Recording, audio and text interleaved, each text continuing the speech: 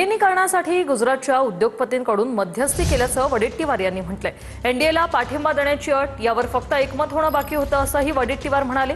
NDA सोबत राहावं ही अट मान्य असेल तरच विलीनीकरण असं वडेट्टीवार यांनी म्हटलंय। पण आता एक उद्योगपती येऊन या दोन विलीनीकरणासाठी समिट घडवून आणताय। अट एवढीच घातली आहे की हे विलीनीकरण होत असताना यांनी एनडीएला पाठिंबा द्यावा यावर एकमत होणं बाकी आहे। बाकी मध्यस्थी गुजरातचे आणि देशाचे एक मोठे उद्योगपती त्यांनी मध्यस्थी करायसाठी प्रयत्न सुरू केल्याची माहिती माझ्याकडे आहे आणि त्यातून हे विलीनीकरण झाल्यानंतर पुढे एनडीए बरोबरच या मंडळींनी राहावं अशा अटी आणि शर्ती घातल्या आहेत।